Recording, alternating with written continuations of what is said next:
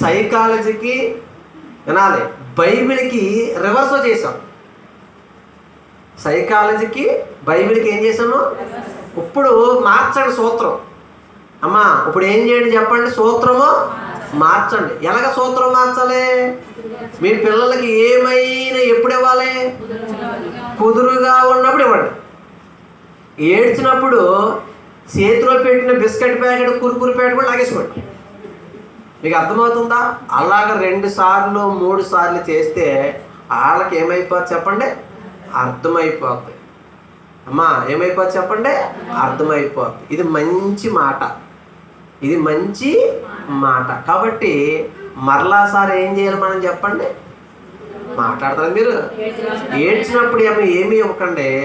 చక్కగా కుదురుగా మర్యాదగా క్రమశిక్షణ ఉన్నప్పుడు వాళ్ళకి ఏం కావాలో అన్నీ ఇవ్వండి. అప్పుడు వాళ్ళకి మైండ్ ట్యూన్ అయిపోద్ది.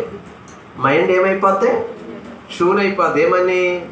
ఏడిస్తే నాకేమీ దొరకదురా బాబు, అల్లరి చేస్తే నాకేమీ దొరకదు, చక్కగా కుదురుగా ఉంటే రే వింటున్నావా నాకు ఏమైనా ఇస్తారని కొన్ని రోజులకి వాళ్ళ మైండ్ సెట్ అలాగ అలవాటు అవుతుంది. కాబట్టి మీరు అలా సెట్ చేయాలి. మీరు ఏం చేయాలి? అలాగా సెట్ చేయాలి. మీరు అనుకుంటున్నారు పాస్టర్ గారు మీరు బాగానే చెప్పారు కానీ ఇంట కూడా బాగానే ఉంది కానీ మా మామూలు ఫస్ట్ ఎవరు మామూలు వాళ్ళు కాదు. ఇది అలవాటు చెయ్యాలి.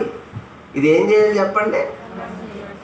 నేను లేనంతసేపు మా వాళ్ళు వాళ్ళ అమ్మ మీద అక్కడ చాలా దారుణంగా ఉంటుంది పరిస్థితి. పెనుగాలులు, తుఫాన్లు, ఉరుములు, మెరుపులు వస్తాయి. నేను అలాగొచ్చినప్పటికీ అసలు ఉత్తమ విద్యార్థులు అందరూ నా ఇంట్లోనే ఉన్నారా అని ఉంటుంది. గ్రేసమ్మ నీకు అర్థమవుతుందా? అర్థమవుతుందా? ఎందుకు అలా జరుగుతుంది? ఫస్ట్ నుంచి నేనేమో అలా అలవాటు చేశాను.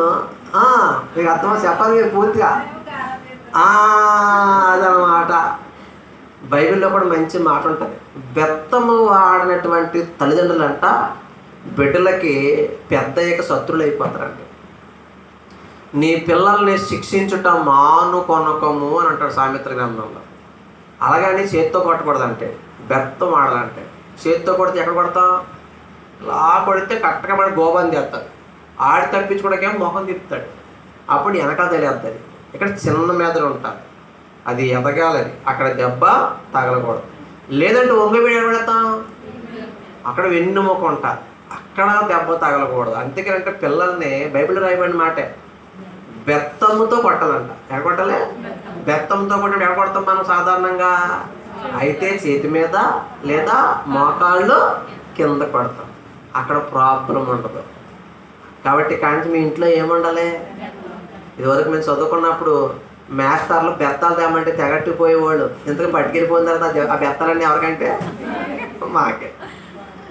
మీకు అర్థమవుతుందా? ఆ బెత్తం పట్టుకున్న మాస్టర్ అంటే భయం ఎక్కువ ఉంటుందా? అసలు కొట్టని మాస్టర్ అంటే భయం ఎక్కువ ఉంటుందా? చెప్పాలే కదా. కాబట్టి ప్రేమించొద్దని చెప్పట్లే, మీ బిడ్డలకు ఇవ్వద్దని చెప్పట్లే, మీ బిడ్డలు గొప్పోళ్ళు చేయని చెప్తుంది వాక్యం. ఈ అమ్రాము ఎకేబేదికి 3 పిల్లలు ఉన్నారు. 3 కూడా ఏమేమి చెప్పండి? గొప్పోళ్ళు అయ్యారు.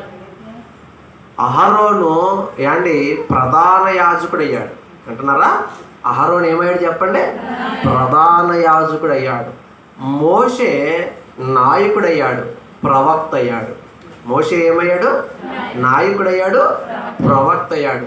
అహరోను మోషే కాకుండా ఆడబిడ్డ సైతము మిరియాము సైతము ప్రవక్తని అయ్యిందంటే.